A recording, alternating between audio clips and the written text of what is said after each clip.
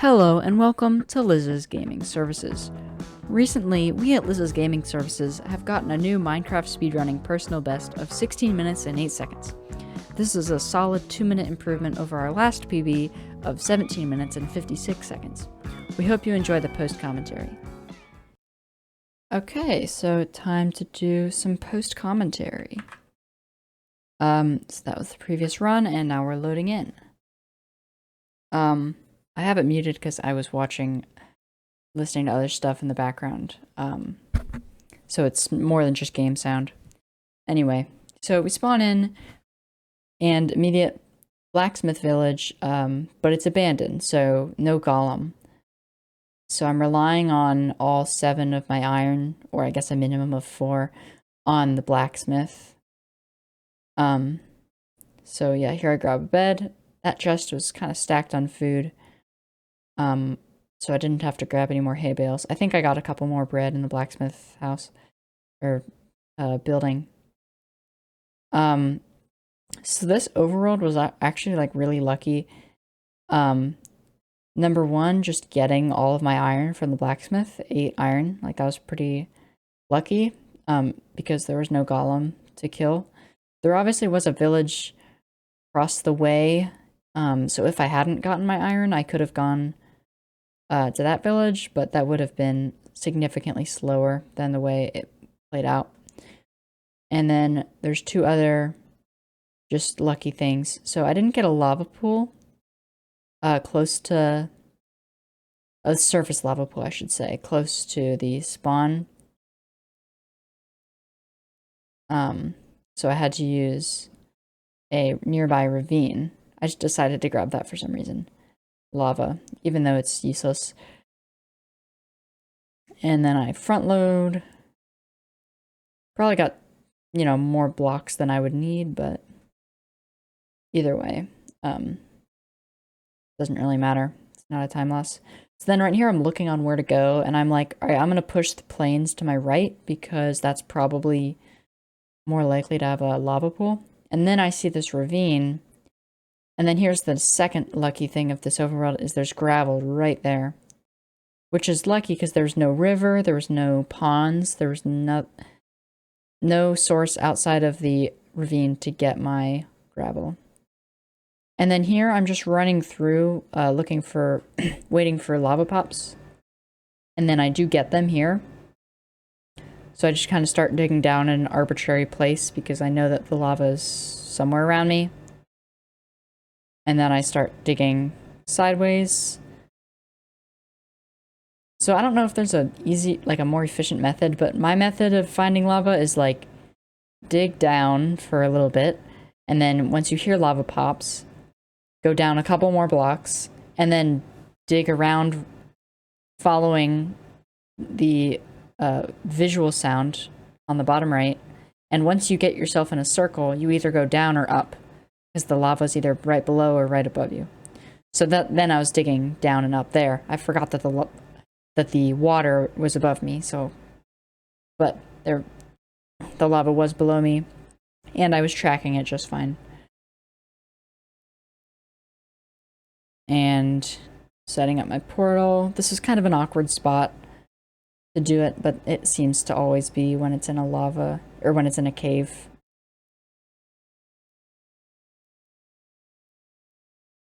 And then finishing out my portal. So this was actually a pretty good enter. At the time of this run, I was resetting for 6-minute enters. So the fact that I got a 3:30 enter is like above average on my enters.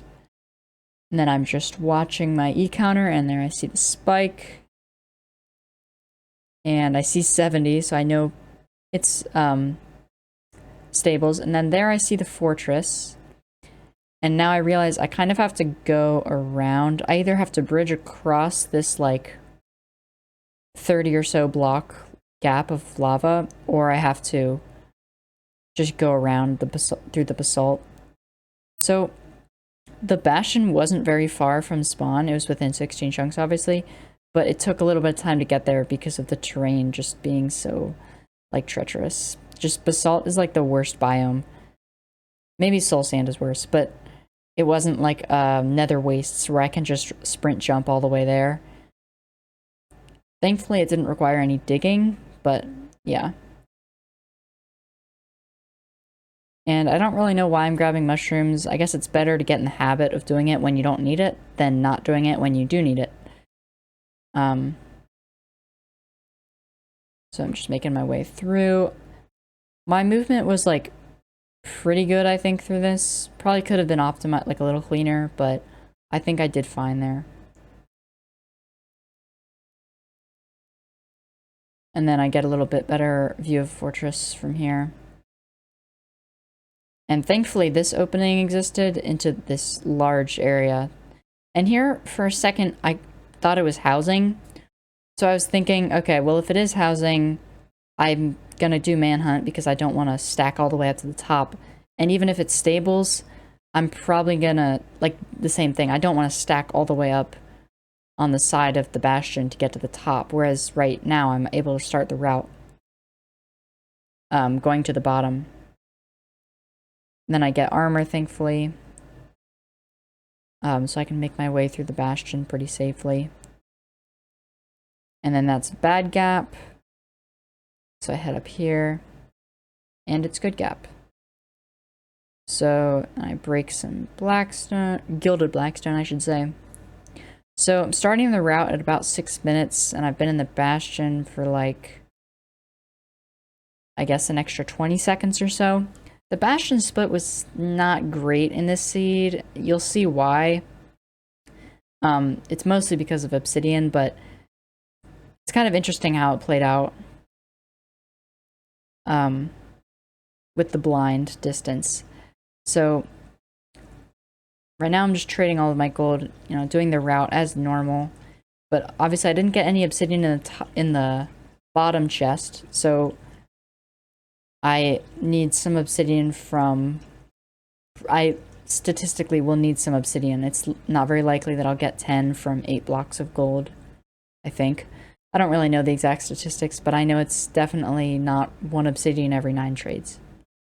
Like, better than that. Then I head up here, and there's a chest right there. No obsidian, and I think I go to... There's 2 triple chests.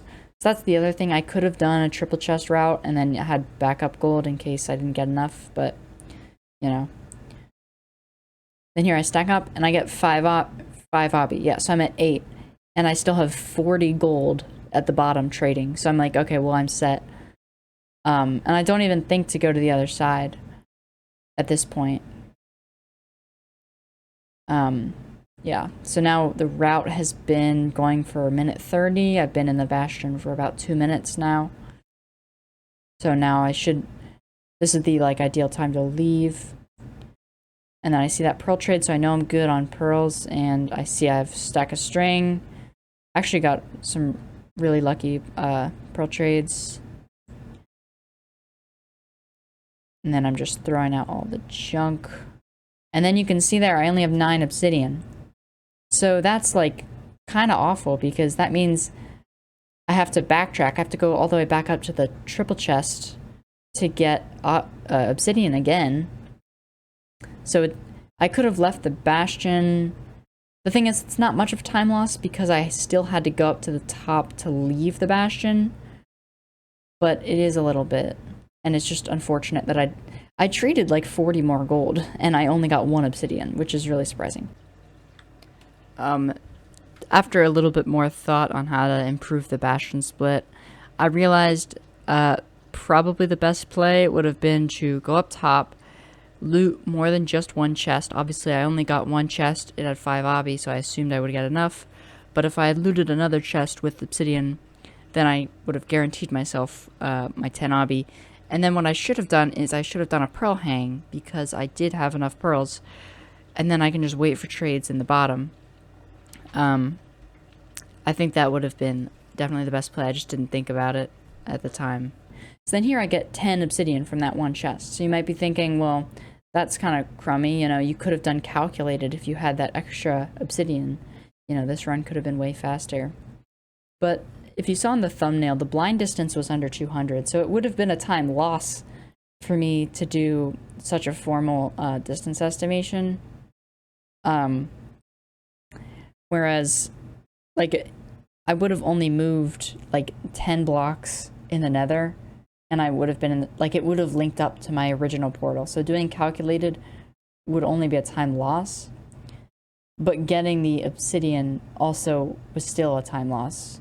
Getting the extra obsidian instead of getting 10 from trades, and the 5 that I got from the original chest. Having to check another chest was a little bit of a time loss. And then here I get a stray, 2 strays actually, and since I have so many pearls and so much food, I can just kind of use them very liberally, just like wing them everywhere. I probably could have even used them more, like, frequently, but yeah. I don't know if going for the strays was, like, a good play, because really my objective should be to get to the spawner, because this is not the ideal biome for strays. And, like, going over here to check for strays, like, I saw the hitbox, it was just the piglin, but I thought it was a blaze for a second. Then I see the spawner, and I'm checking my cords. So I know that I just have to head a little bit past this spawner, and then I'll just blind there. And then I take a little bit long to blaze bed, I think. Like right now I should be blaze bedding, but I'm looking at my blind cords, throwing fire res. I think I wait for another spawn. Okay, now I realize what I'm supposed to do. And then I do a high bed. It was lucky that I was able to do that because the terrain made it really open so that I already had a good space to spawn, but also not like a chasm, so I didn't have to craft a fishing rod or anything. So this was good terrain.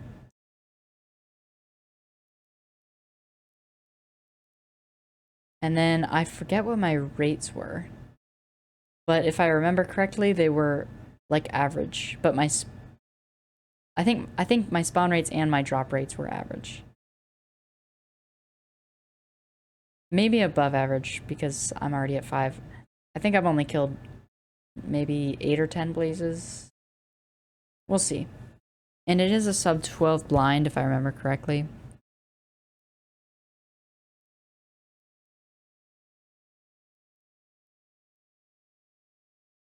Yeah, my spawn rates possibly could have been a little bit better. But I think my drop rates were fine, so like I'm not complaining. I waited so long to get this PB, like I'm not complaining whatsoever. I got my 6th rod and I'm out.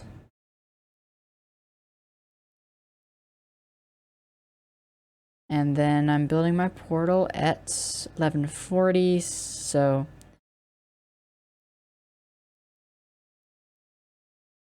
blinding sub 12, which I've had at this point I had a sub 11 blind. Since then I have had a sub 10 blind, but sub 12 was like, that was kind of my goal for a run. Like I was on good pace if I had a sub 12 blind.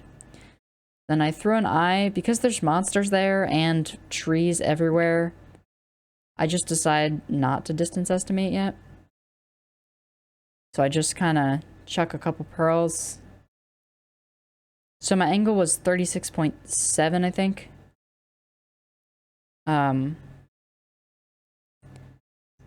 here I'm gonna throw another pearl, I think. One more, so 3 pearl throws. Not the most, like, efficient pearl throws, so I probably only traveled around 40, 50 blocks. And then the angle change by 100 degrees, so that was kind of crazy. And then at this point, I knew that it was like, okay, this is like an actual run. And I had lost a couple PBs to pearl trades, and also one to eye breaks. I think it was like a 0 eye, I had 11. Like a couple runs that were on pace to have like sub 15 enter ends. And then here my eye also, I think it breaks, or maybe I just missed it. But I think it broke. But obviously it's more likely to have a 1 eye than it is a 0 eye, so I wasn't really panicking at this point. So digging down at 1330. Let me get rid of this. 1340.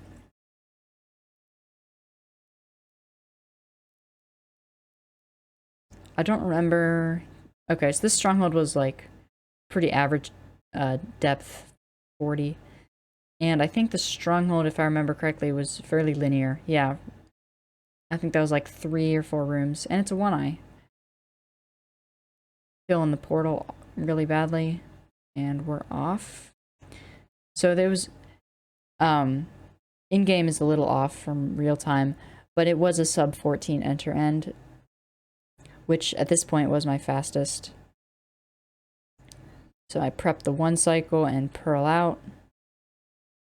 I do hit an enderman, but he doesn't aggro. I don't exactly know how that works with ender pearls.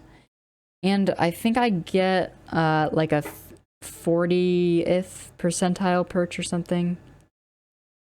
For a second I thought it went. Since I was arranging my inventory, I didn't get a clear look at it, but... so what was it? It was a 14-minute enter end and a 16-minute, so like 2-minute end fight. Yeah. I think it's like a 45th or 40th percentile perch, which was good. I had lost a PB to a bad dragon perch prior to this run. But I was just happy to get the RNG I needed, as well as a good seed, because it had been a solid 3 months without a PB. So I'm really happy with it.